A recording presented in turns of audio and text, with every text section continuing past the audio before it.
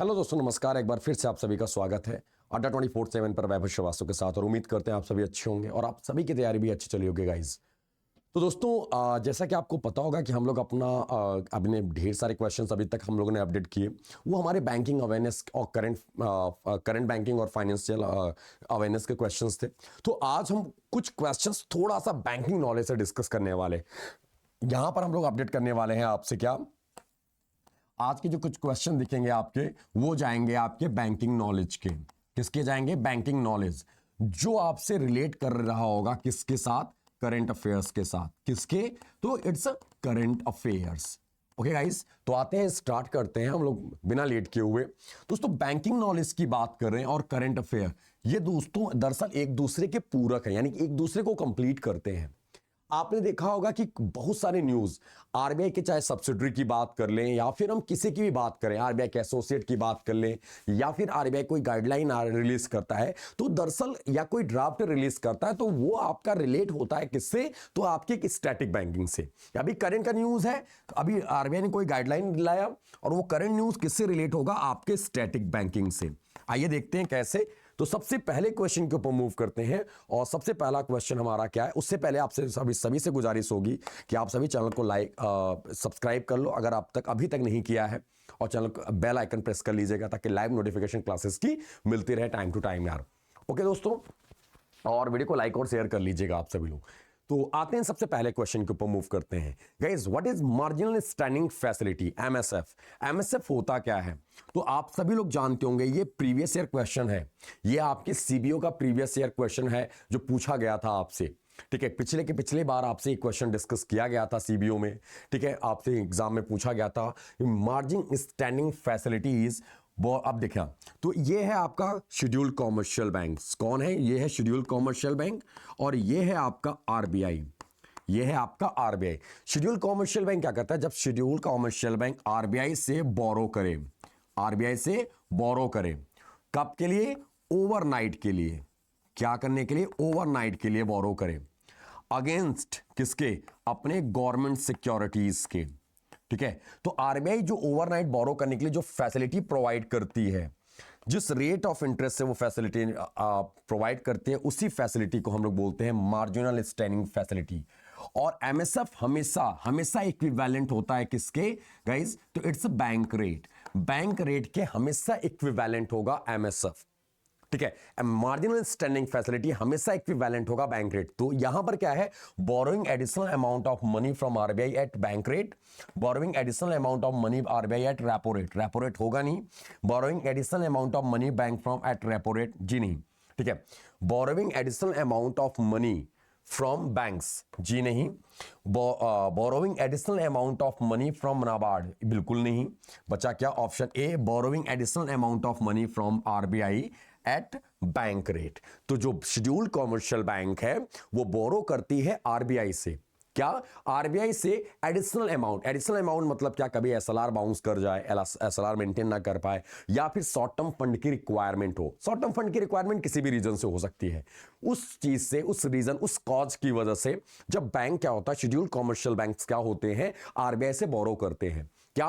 Overnight के लिए। Overnight मतलब आप समझ लो एक रात के लिए। उसके लिए आरबीआई भाई, उसके अगेंस्ट में ये लोग क्या रखते हैं? As a collateral, as government security. ठीक है, और ये जो गवर्नमेंट सिक्योरिटी होता है, ये यूज्ड गवर्नमेंट सिक्योरिटी होते हैं। याद रखिएगा, ये यहां पर यूज्ड। अब आपसे क्वेश्चन आता है कि अगर एडिशनल फंड की रिक्वायरमेंट है तो bank, scheduled commercial bank repo rate क्यों नहीं बोरो, रेपो रेट के थ्रू क्यों नहीं बोरो कर लेते? एमएसएफ के थ्रू क्यों जाते हैं? उनका बल्कि ओवरनाइट के लिए है, ऊपर से बैंक रेट के हिसाब से रेट ऑफ इंटरेस्ट उनको पे भी करना पड़ेगा, इतना लंबा अमाउंट पे करना होगा। यहीं पे ये रेपो रेट के थ्रू बोरो कर लें अप टू 90 डेज के लिए। तो बैंक क्या करते हैं कि भाई यहां पर रेपो रेट में हमको फ्रेश सिक्योरिटी यूज करनी पड़ती है उसके लिए, लोन लेने के लिए, उसके पास आरबीआई के पास रखने के लिए। बट एमएसएफ में हमें फ्रेश सिक्योरिटी यूज नहीं करनी पड़ती। जो हम लोग ने एसएलआर में ऑलरेडी मेंटेन कर रखा है, उसी सिक्योरिटी को एज अ कोलेट्रल यूज करके हम एमएसएफ के थ्रू फंड बोरो कर सकते हैं। तो ये चीजें याद रखनी है आपको, इतने पॉइंट यहां से। आई होप कि इतनी चीजें क्लियर होंगी। अगले पॉइंट को मूव करते हैं। How much is the accident cover of individual under PM Jan Dhan योजना? ये भी क्वेश्चन आपका प्रीवियस, यानी कि जो क्वेश्चन हम करा रहे हैं कहीं ना कहीं आपका पूछा गया है। ठीक ठीक है, ये करंट से रिलेट करके स्टैटिक कॉन्सेप्ट है पीएम जनधन योजना। देखिएगा गाइस, पीएमजेडीवाई आपको याद ना, प्रधानमंत्री जनधन योजना की बात करते हैं। प्रधानमंत्री जनधन योजना आया था 28 अगस्त 2014 में। ठीक है, अब आपसे करंट में सिनारियो में क्वेश्चन कैसे क्वेश्चन काउंटर होते हैं कि अभी में पीएमजेडीवाई यानी प्रधानमंत्री जनधन योजना को कितने साल कंप्लीट हो गए, how many years completed PMJDY. तो गाइस पीएमजेडीवाई कंप्लीटेड 9 ईयर्स। ठीक है, 9 साल कंप्लीट हो गए 24 से लेके तो 2023 तक, 9 4 13, 9 ईयर्स कंप्लीट हो गए। ठीक है, और यह कब आया था, 28 अगस्त को लाया गया था, यह ध्यान रखना आप लोगों ने। अगले पॉइंट की बात करते हैं दोस्तों, जनधन योजना की बात करें। जनधन योजना में कितना इंश्योरेंस क्या है, ये सारी चीजें तो ये आपको अच्छे से अपडेट कर लेना। ठीक है, जनधन योजना में ओवरड्राफ्ट की फैसिलिटी पहले ये देख लेना आप लोगों ने। ओवरड्राफ्ट दिया जा रहा था 10,000 का। अर्लियर कितना था guys, what is the earlier amount in Jan Dhan, तो इट्स 5,000 ओवरड्राफ्ट में। ठीक है, इसमें आपका टोटल इंश्योरेंस था, टोटल इंश्योरेंस की बात करते हैं। ठीक है, तो टोटल इंश्योरेंस इसमें आपका 2,30,000 था। कितना था total insurance, it's 2,30,000। Okay guys, 2,30,000 को हम दो पार्ट में बाइफर्केट करते हैं। 2 लाख अलग है और 30,000 अलग है, 30,000 अलग है। ठीक है, तो ये चीजें याद रखना। 2 लाख की बात करते हैं तो 2 लाख एक्सीडेंटल है एंड 30,000 आपका क्या है, आफ्टर डेथ। ये अमाउंट याद रखना। इसमें डेबिट कार्ड दिया जा रहा था कि कौन सा debit card, it's a RuPay debit card. कौन सा डेबिट कार्ड, रुपे। तो यहां पर क्वेश्चन पूछा how much is the accidental cover for individual under PMJDY, तो guys it's option B 2 lakh rupees. 2 lakh रुपए है अंडर जनधन योजना। ठीक है, जो कवर है एक्सीडेंटल कवर है आपका। ठीक है, नेक्स्ट पॉइंट मूव करते हैं। एज पर RBI recent guideline, what is the minimum denomination of certificate of deposit. दोस्तों ये भी क्वेश्चन आपका पूछा जा चुका है गाइस, ऑलरेडी आस्क्ड क्वेश्चन है ये, प्रीवियस ईयर क्वेश्चन है ये। ठीक है, minimum denomination of certificate of deposit. दोस्तों सीडीज की बात करें, ये पहली चीज तो ये किसका इंस्ट्रूमेंट है, it's a money market instrument. किसका इंस्ट्रूमेंट है, मनी मार्केट। गाइस ये सिक्योर्ड इंस्ट्रूमेंट है। क्या है, इट्स सिक्योर्ड।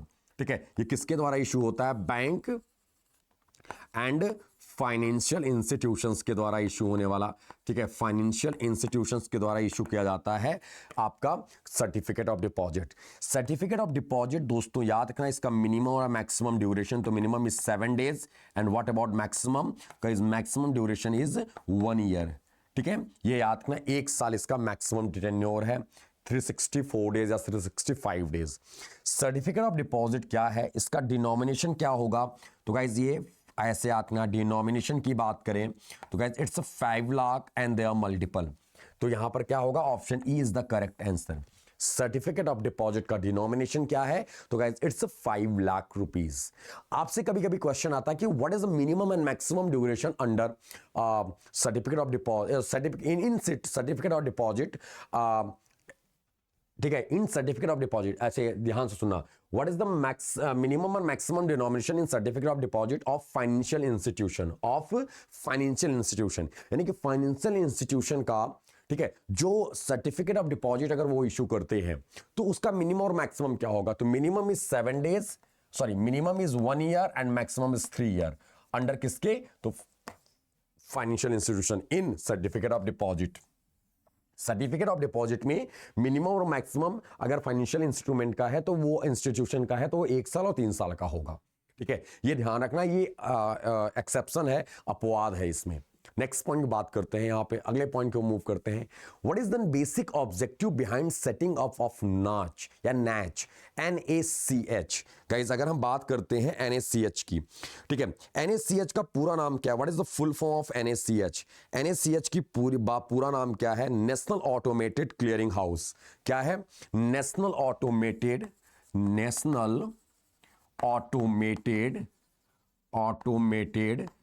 Clearing house. ठीक है, national automated clearing house, NACH launch year क्या है, किस ईयर में लॉन्च किया गया था, तो गाइज ये लॉन्च किया गया था 1 May 2016। 1 मई 2016 में इसको लॉन्च किया गया था। Retail payment, facilitating FASTag, bulk payment, GST collection. तो गाइस जीएसटी कलेक्शन होगा नहीं, बल्क फैसिलिटेटिंग फास्टैग होगा नहीं, रिटेल पेमेंट होगा नहीं, इट्स बल्क पेमेंट। आपने देखा होगा किसी को, आपने देखा होगा पेंशन हुआ या फिर डीबीटी हुआ या बहुत सारी चीजें हुआ, तो दरअसल किसके थ्रू ही होता है, आप लोग ने यूज किया होगा, इट्स NACH, नैच। NACH नैच किसका प्रोडक्ट है? दरअसल ये प्रोडक्ट है आपका, ठीक है, NPCI का। किसका प्रोडक्ट है? NPCI। NPCI का पूरा नाम national payments corporation of India, which was established in 2018 में NPCI की स्थापना कराई गई थी, ठीक है। सॉरी, माफ कीजिएगा, it's sorry very sorry, it's 2008, इन 2008, ठीक है। 2008 में NPCI की एस्टैब्लिशमेंट कराया गया था। And guys, who is the current head of NPCI? It's Delhi, this is Dilip Asbe. Dilip ऐसे आते हैं, Dilip Asbe is the head of NPCI। NPCI को लाया किसने था, एस्टैब्लिश किसने करवाया था? RBI ने, under companies act 1956, which is not amended, not companies act 2013, ठीक है, अंडर सेक्शन, ठीक है, कंपनीज एक्ट 2013 अंडर सेक्शन 8 के अंतर्गत इसकी स्थापना कराई गई थी, ठीक है। नेक्स्ट पॉइंट मूव करते हैं। अगला पॉइंट दोस्तों, department of investment and public asset management, DIPAM। What is the full form of DIPAM? It's very very important question, ठीक है। Department of investment and public asset management, DIPAM, deals with all matters relating to management of central government investments in in equity, including disinvestment of equity in central public sector undertakings. DIPAM comes under which ministry? Guys, DIPAM comes under Ministry of Finance. और who is the minister of finance? तो guys, वर्तमान समय minister of finance कौन है? तो वो है आपकी निर्मला सीतारमण। कौन है? निर्मला सीतारमण मैम, निर्मला सीतारमण, ठीक है। ये ध्यान रखना आप लोगों ने। अगले पॉइंट को मूव करते हैं गाइस। अगला पॉइंट आपके स्क्रीन पे रहा, identify the financial entity which does not belongs to the world bank group. Guys, world bank group, ये क्वेश्चन भी पूछा जा चुका है, आपके प्रीवियस ईयर एग्जाम का क्वेश्चन है। वर्ल्ड बैंक की बात करें, वर्ल्ड बैंक आया था इन विच ईयर? तो guys, world bank in 1944, which work, जिसने काम करना स्टार्ट किया, विच स्टार्ट वर्किंग इन 1945, 1945 में इसने काम करना स्टार्ट किया था। वर्ल्ड बैंक आया था दोस्तों, ठीक है, ब्रेटन वुड्स कॉन्फ्रेंस के रिकमेंडेशन पे। Bretton Woods conference recommendation, Bretton Woods conference recommendation पे लाया गया था किसको? वर्ल्ड बैंक को, ठीक है। वर्ल्ड बैंक गाइज आपको बात करें तो ये लोन देता है, ही इज लेंडिंग किसको किसको? तो गाइज ये आपका member and non member both, member countries and non member countries both, ठीक है, बोथ, इन दोनों को करता है ये। आपको बता दें, जो मेंबर कंट्री हैं और जो नहीं है उनको भी करता है। वर्ल्ड बैंक की बात करते हैं तो गाइज, वर्ल्ड बैंक से आपको ऐसे याद रखना है यहां पर, ठीक है। वर्ल्ड बैंक यहां पर ये आपका मीडियम टर्म ऐसे आता है, medium term and long term, ठीक है। क्या? Medium term and long term दोनों लोन देता है, ये ध्यान रखिएगा आप लोगों ने यहां पर, ठीक है। एक चीज और याद रखना है, इतना ही तो अपडेट रखना है। साथ ही साथ वर्ल्ड बैंक ग्रुप की बात करते हैं, वर्ल्ड बैंक ग्रुप की बात करते हैं तो वर्ल्ड बैंक ग्रुप में 5 नाम आते हैं जो बने हैं। कौन कौन से? तो एक नाम होता है IBRD, एक नाम होता है IDA, एक नाम होता है IFSC, एक नाम होता है मीगा, ठीक है, और एक नाम होता है ICSID। ये नाम आते हैं 5। गाइस, IBRD ऐसे आता है, IBRD और IDA मिलके बना है क्या? It's a world bank. ये दोनों मिलके बने हैं क्या? वर्ल्ड बैंक मिलके बने हैं। IFC और मीगा ऐसे आता है, IFC और मीगा, ये इन 5 का हेडक्वार्टर कहां पर है? तो गाइस, इट्स वाशिंगटन DC में। कहां पर है? वाशिंगटन DC में इन 5 का हेडक्वार्टर है, ठीक है। इंडिया सभी का मेंबर है, इंडिया इसका भी मेंबर है, इसका भी मेंबर है, इसका भी मेंबर, इसका भी मेंबर। किसका मेंबर नहीं है? ICSID का इंडिया मेंबर नहीं है, ये ध्यान रखना। तो ये बेसिक पॉइंटर्स हैं जो आपको अपडेट रखना है यहां पर। It's basic question, okay guys. तो यहां पर आपसे पूछा गया कौन, यहां पर क्वेश्चन क्या है? तो आपका कि which does not belong to the world bank group, इनमें से कौन सा बिलोंग नहीं करता? आईएफएससी का, आईएफसी करता है, इंटरनेशनल सेंटर आईसीएसआईडी करता है, मल्टीपल मीगा करता है, the international bank for reconstruction ये भी करता है। यानी option E is the correct answer, all of the above, all of the above, ये चारों करते हैं। Which section of SARFAESI act deal with measure of asset reconstruction? SARFAESI अधिनियम की कौन सी धारा संपत्ति पुनर्निर्माण के उपायों से संबंधित है? तो ये है आपका कौन सा? तो आपको याद रखना ऑप्शन सी। कौन है? ऑप्शन सी इज द, यानी सेक्शन 9। कौन सा है? It's a section 9। आपको याद रखना है, ठीक है। सरफाइसी, सरफाइसी की बात करें, इसमें 4 चीजें इंपॉर्टेंट पॉइंट्स हैं। सरफाइसी में कौन कौन से 4 चीजें हैं जो सबसे महत्वपूर्ण है? तो सरफाइसी में आपको याद रखना, ये सिक्योर्ड लोन को ही रिकवर करता है। सिक्योर्ड लोन होने चाहिए, तभी उसी को रिकवर करेगा सरफाइसी। सिक्योर्ड लोन, अनसिक्योर्ड होगा तो नहीं रिकवर आएंगे सरफाइसी के अंदर, ठीक है। एग्रीकल्चर लोन की रिकवरी नहीं करता, एग्रीकल्चर लोन की रिकवरी सरफाइसी नहीं करता। थर्ड पॉइंट क्या है? ठीक है, अगर आपने 80%, अगर ऐसे है 80% पे कर दिया है, ठीक है, 20% रेस्ट रह रहा है, ये आपका रेस्ट अमाउंट है, ऐसे लोन की भी रिकवरी सरफाइसी नहीं करता, ठीक है।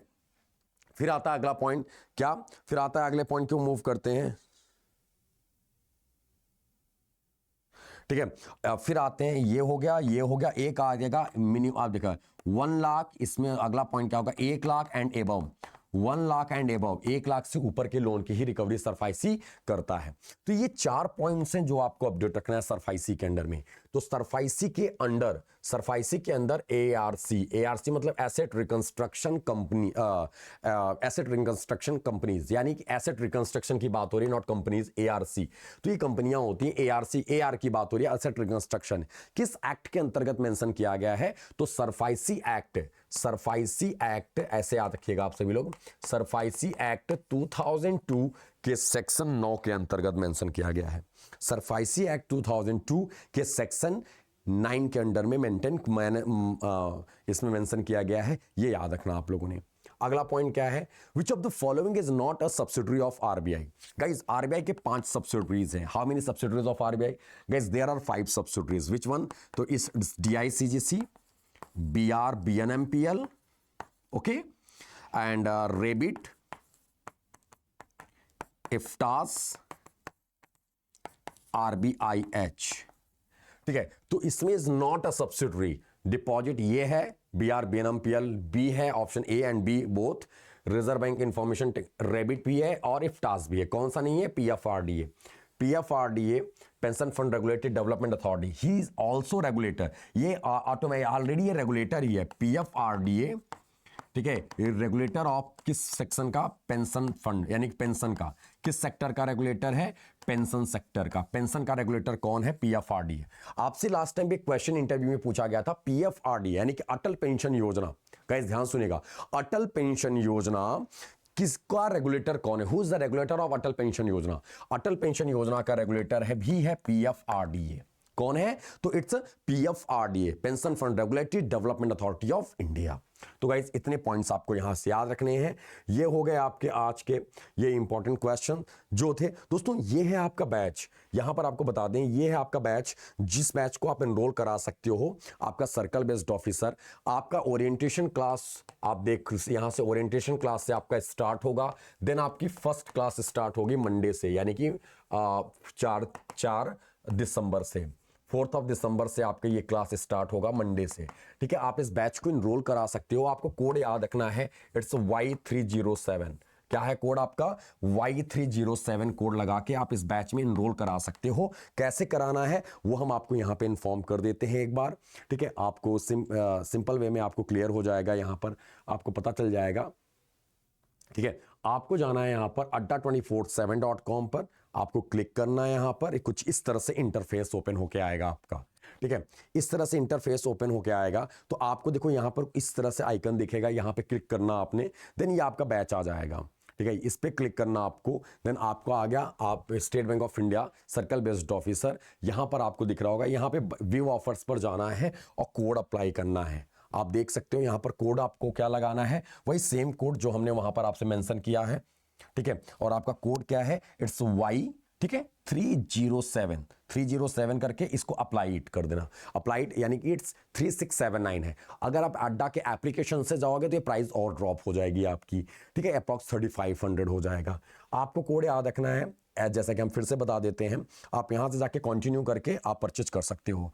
कोड अप्लाई करना है, it's Y307। Okay guys, code आपको लगाना है 307 और एप्लीकेशन के थ्रू जाओगे तो 1% आपको और एक्स्ट्रा डिस्काउंट हो जाएगा। अप्रॉक्स ये जो प्राइस है ये आपका हो जाएगा 3500 के अप्रॉक्स, ठीक है। तो आप देख सकते हो, इसके साथ इंटरव्यू भी है, आपको सारे पीडीएफ्स भी मिलेंगे, ठीक है, और इसमें सारा डाउट सारा सब कुछ कंप्लीट होगा यहाँ पर। तो thank you guys, have a great day. आप सभी अपना ख्याल रखिएगा और आज के लिए फिलहाल इतना ही। हम लोग फिर से मिलेंगे आपके साथ, ठीक है, मंडे को। तब तक के लिए दोस्तों नमस्कार, धन्यवाद, जय Hind, bye bye, take care. और मंडे को आपकी फर्स्ट क्लास होगी डियर, तो फटाफट जितने भी लोग हैं यहाँ पे ज्वाइन कर लो। अगर आपको बैच अपने फॉर्म फिल कर रखा है, आपको ज्वाइन करना है तो। Okay guys, have a great day, bye.